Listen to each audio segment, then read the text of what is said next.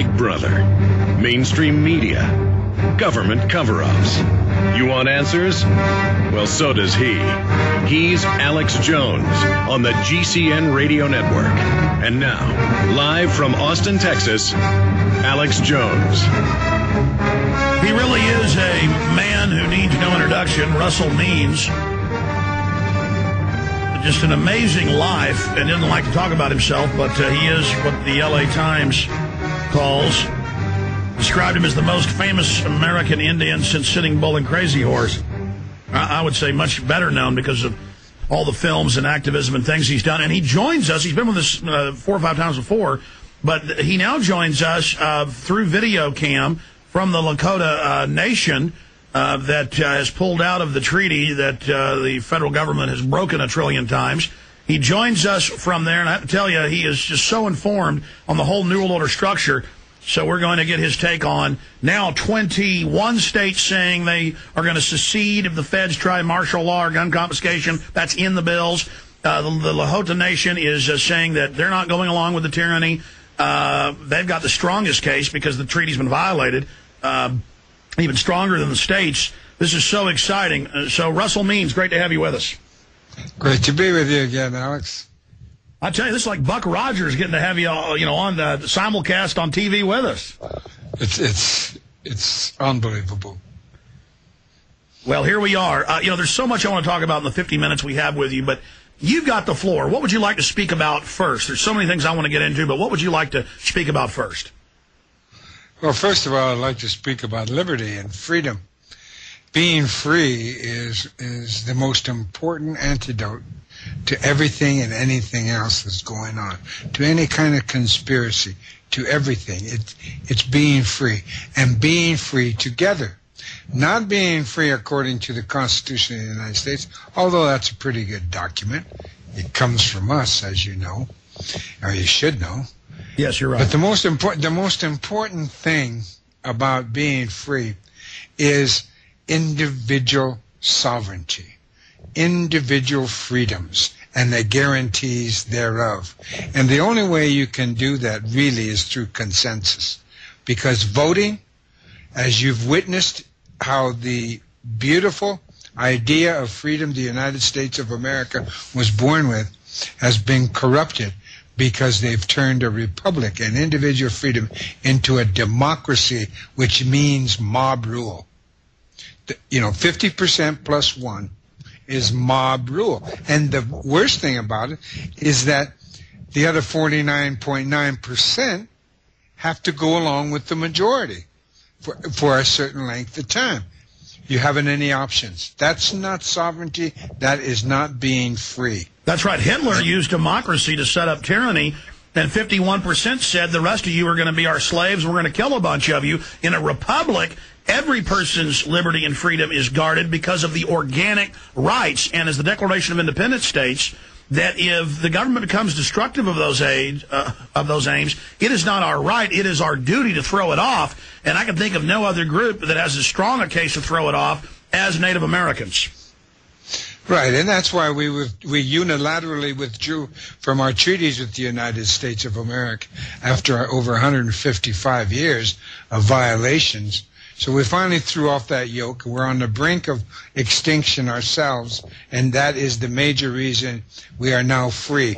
And we're free with non-Indians also. We are welcoming any and all peoples who want to be free and want to work for freedom in the Republic of Lakota, which is that 5-state area in the northern plains.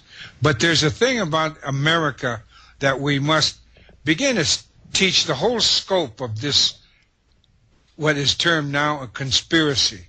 Because it began really back in the 1840s, less than 75 years after the formation of the United States of America, when they gave the power of the individual to corporations, but none of the penalties. None of the penalties. Consequently, the corporations began to take off. But when Congress committed treason in 1871, that's really the watermark of the beginnings of the conspiracy, because in the 1871 Act created the corporation which we are now enslaved under, or you are all enslaved under, because we're no longer there. The 1871 Act was a treasonous act by Congress which established the United States of America as a corporation. And the Constitution of the United States was established at that time, because previously our republic was guaranteed by the Constitution for the United States. Key word there. No, you're then absolutely you go right. on to 1913 and those other years, the Income Tax Act, the Antitrust Act, and the various other acts that established the Fed and established the bankers' control of our entire nation and its people within, and made us slaves. And then you get to 1933, and off the gold standard, the Social Security National ID number was established, and then you get into the industrial military complex, which was cemented into place after World War II, And with the No Such Agency Act of 1948, which was, by the way, the National Security Agency. If you remember, I can, because I'm that old. I can remember when it was called No Such Agency, because to this day no one knows the real power or the scope of that agency, or even its budget. Not even Congress knows its budget. Sir. And then you have the subsequent acts and the conspiracies that we've all come to know and abhor right now, and what we're living under. I was just going to interject and have you continue with that timeline. They've now announced the National Security Council, through the NSA and the rest of it, is openly running the entire government, that the governors in PDD 51, the John Warner Defense Authorization Act, serve at the pleasure of the president. People thought Obama was going to end all this. He's expanding it. Bush passed the baton. They put in their Judas goat to fool people, and I'd like to get your view on that. And now they're openly announcing the FEMA camps. They're openly announcing bills to basically ban guns. And I mean, you pointed out yourself, they brought in Social Security to domesticate us, to put everybody on the reservation. You know, how they want us dependent, how they want us domesticated, how they want us institutionalized. And then they always call that right wing to say that. No, it's not right or left. This is... So I'd like you to speak to that specifically and the dark times we see unfolding right now, but at the same time, the positive things that are happening, because resistance is accelerating and people are rediscovering liberty and freedom and finding out they don't have a choice. They're going to have to fight. You know, back in the 1970s, right here on the Pine Ridge Sioux Indian Reservation, all of a sudden, for reasons it will never be explained or explainable, I started receiving quarterly reports from the Trilateral Commission in the U.S. mail. Wow. I don't know how I got it or why, and then it lasted for about a year and a half, and it disappeared. But in those quarterly reports, it was phenomenal how they know everything about everything financial in the world. The IMF and the World Bank, which is the credit agencies for every country, and they had a category called quasi-money. I've since come to understand what quasi-money is. It's you and me. It's our Social Security number. It's what enslaves us to all these financial packages the bankers who are running the world have put together. But Obama, listen, Obama is the good cop. They had the bad cop, good cop.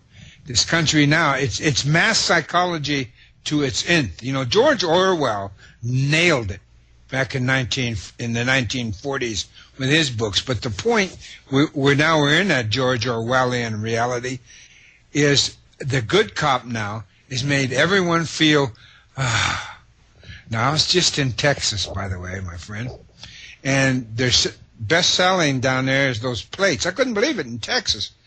The plates of Obama with that Jesus Christ pose. You know, it's like this. He's looking up, a slight smile. The sun is shining on him, and it makes his skin look bronze or even goldish. But it's the Jesus Christ pose. That's what I call it. And that's the way they're treating him. I talked with some Obama supporters there in Houston, and it was unbelievable. They would not listen to reason. It's like they've been fed some kind of Obama dope, and that they're hooked now. It's, you bring out facts and figures, and they still wouldn't go for it. I can see exactly what he's done. It's almost like he's a drone, that he is some kind of sheeple created especially to pull the cover over. You know, all his appointments are Zionists. All his appointments. I can't name one that isn't. But the point I'm trying to make is that I believe the United States is part of the client state, not only of the bankers, but we're now a client state of Israel and the Mossad. It's unbelievable how all the